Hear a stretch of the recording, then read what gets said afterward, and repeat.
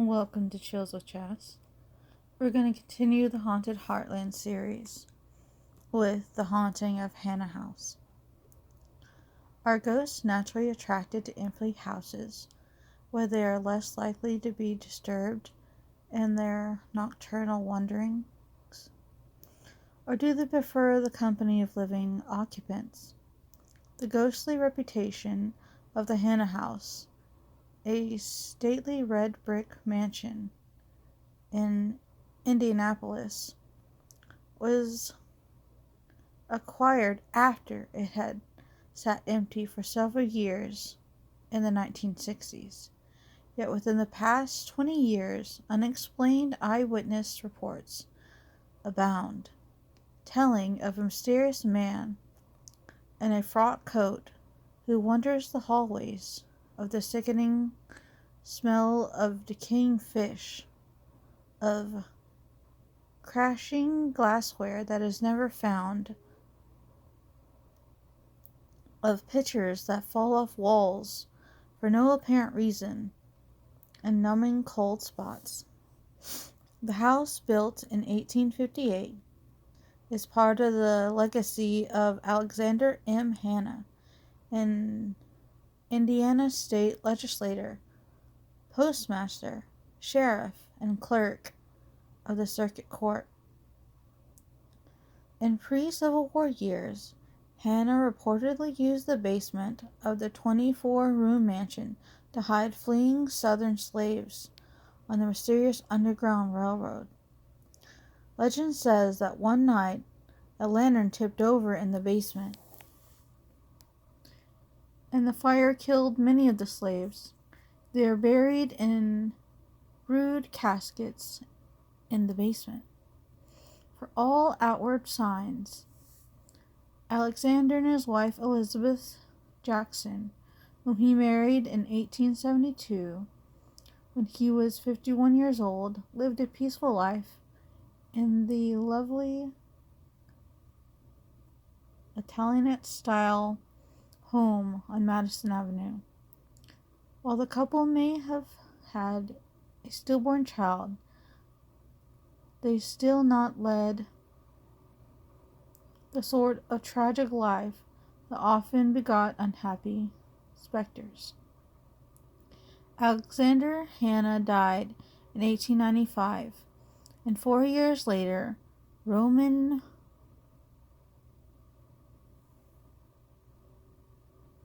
Oholer, a prestigious Indianapolis jeweler, bought the house. His daughter, Romana Oholer Elder, inherited the mansion upon her father's death. In 1962, with all the children gone, Miss Elder moved out and left the house and left the care of the place to her youngest son, David. The house then remained empty for 6 years. David Elder was the first to suspect that the vacant Hannah house was occupied. He was working there alone one bleak and rain-soaked day in 1967 when the sound of breaking glass resounded from the basement.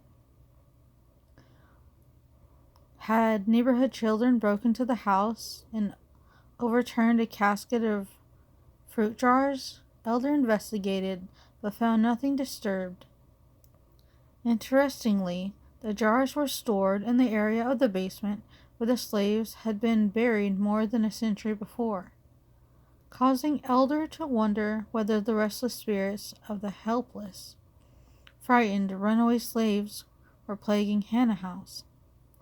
From time to time, the stench of death permeated the house. The odor of rotting fish seemed to emanate from the second-floor bedroom, and the smell is so strong that it had sent more than one visitor reeling from the house. Attempts to eradicate the smell with cleaning solutions, bleach, perfume, and other potions have failed. However, at other times, a scent of roses is emitted. But of course there are no flowers in the room, which is normally locked up and used for storage. In addition, the door which opens from the odoriferous room into the hallway seemingly possesses a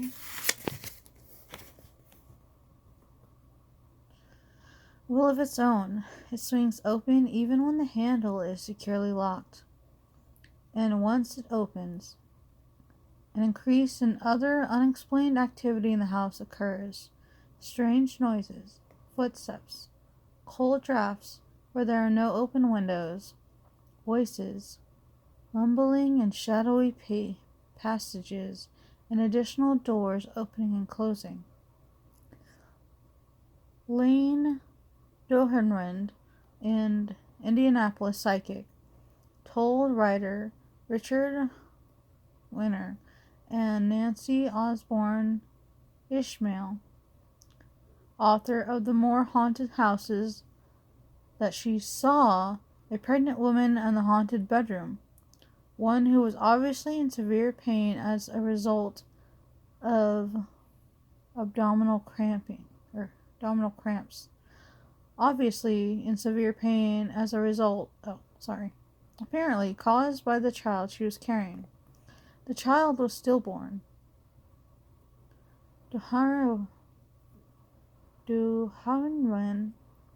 said the birth was forced because the woman's system had become poisoned, putrefied from the child. There is no official record of any child had been born in the haunted bedroom. However, Dohrenwen was so insistent that a child had been born in that room that a later investigation at the Crown Hill Cemetery uncovered a third small tombstone next to the graves of Elizabeth and Alexander.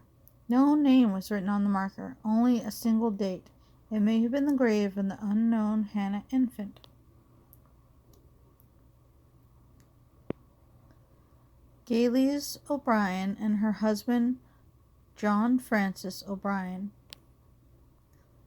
operated an antique business in the house from 1968 until 1978 and lived there part of that time. During their stay, the couple was subjected to an array of strange incidences.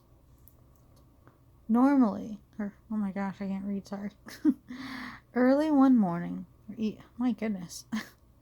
evening, Miss O'Brien caught a glimpse of a man in a black suit walking across the upstairs hallway. She thought a customer had somehow ventured into the second floor, which had been closed to visitors. But by the time she reached the top of the stairs, the mysterious visitor was gone. Miss O'Brien called her husband. Together they searched the house thoroughly, but they could find no sign of any intruder. On another occasion, a painter who had been hired to spruce up the interior became the unwitting target of whatever it was that haunted the house. Doors would swing open as he walked by, and pictures slid from their moorings. In the most bizarre event, a spoon Miss O'Brien had placed on a tray unexpectedly flew across the room. The painter fled. Miss O'Brien's son volunteered to finish the house painting, but an unusual feeling of being watched made him very uncomfortable on the first night on the job. So the next night, the young man's wife and 2 daughters accompanied him to the house. His daughter Cheryl played on the stairs while her father, mother, and sister worked in the adjacent room. Soon O'Brien heard Cheryl talking to someone. "Hi, Daddy," the girl said, employing the affectionate name the child used for her grandfather, John O'Brien. That says, "Hi, Dad," sorry. Still can't read. But the elder O'Brien was not in the house.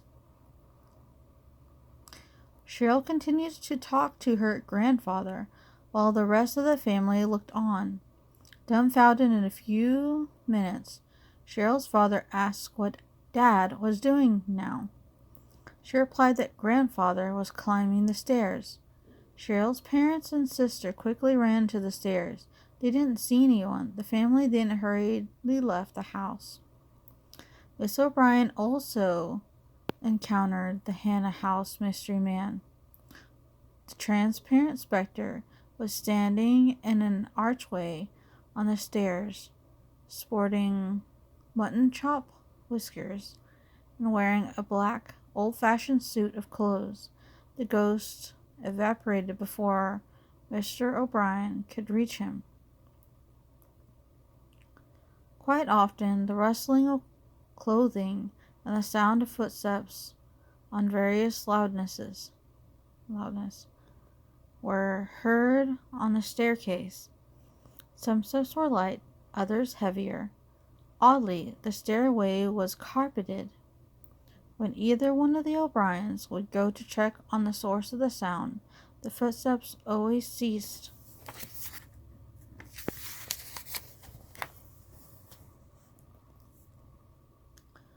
The door to a staircase leading to an attic from the second floor also had a mind of its own. Mr. O'Brien heard something upstairs as he was working on the lower floor, rushed up the staircase and ran down the hallway, looking at each room. His earnestness waned, however, once he reached the attic door and saw the handle turning slowly. The door then swung open, emitting a cool draft from the unused loft. There was no way the handle could have turned of its own accord, Mr. O'Brien believed. The O'Briens often watched television in a room on the second floor. While he was alone in the house one night, Mr. O'Brien heard some loud groaning from somewhere down the hall. He turned down the television to listen more closely, but the groaning stopped. A few minutes later, however, they began again, louder than before. Mr. O'Brien yelled to the ghost to stop its belly aching and leave them in peace. Strangely, the groaning stopped for that night. By 1972, the Hannah House hauntings appeared to have stopped altogether. Mr. O'Brien credited his own consternation with the upsetting events to help rid the house of its ghosts, at least temporarily. From 1980 to 1982, the Indianapolis Jaycees used Hannah House for their annual Halloween Haunted House project. They sponsored tours of the old mansion for youngsters, replete with rigged spooky effects, except some of the effects were not planned. For example, in October 1980, Dick Rossich, coordinator of the project, was relaxing with fellow workers in the old summer kitchen, a part of the original house. Next to the kitchen, an old stairway originally used by servants goes up to the second floor. On this occasion, scratching sounds suddenly arose from inside the staircase landing wall. David Elder dashed beneath the stairs after the sound started, but could not locate a source of it. In that same year, Rossich installed his own stereo unit to reproduce the chilling sounds that would be used during the Halloween tour. His unit had an on and off button, which had to be depressed either to start or to stop transmission. One evening, when Rossich and a friend were alone together in the house, the stereo, which was playing, suddenly went off. Rossich and his friend checked the unit and found the button depressed. They restarted the stereo. Later, it was shut down a second time. No one else was in the house. All the doors and windows were locked. Somebody had to have pushed that button, Ratchet said. There is no way someone else could have been inside the house. In October of 1981, Indianapolis version of the TV show MP Magazine visited Hannah House to film a Halloween segment. One of the cameramen stood in the dining room doorway in order to take a shot across the room. An old chandelier hung from the ceiling. The cameraman remarked, "Wouldn't it be eerie if the chandelier moved?" At that instant, the chandelier started to sway in a 6-inch arc.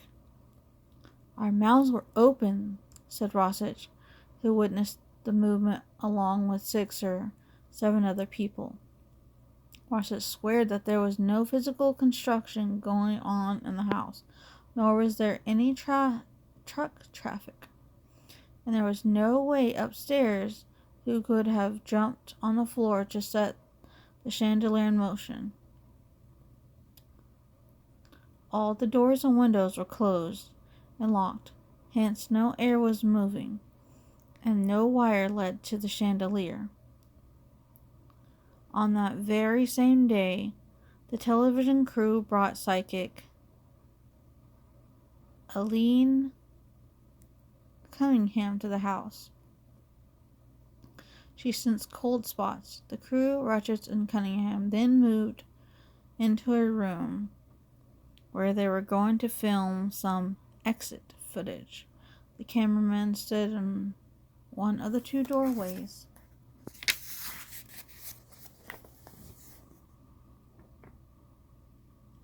To the room, and the program's host stood in front of a coffin which had been placed against the wall. Suddenly a picture above the coffin fell to the floor. The 2-penny nail attached to the picture did not break. In fact, it was nailed into a 2x4 and was still angled upward. Furthermore, the wire on the old picture remained firmly attached. There is no conceivable way the picture could have fallen on its own accord, Ratchet observed. It lifted up and fell. It just looked like somebody dropped it to the floor. How to explain these incidences? I can't explain them, Ratchet confided. Something was in there, the house, and it just didn't know what it was. Alright, that's the end of that one. Thank you for listening, and come back for more.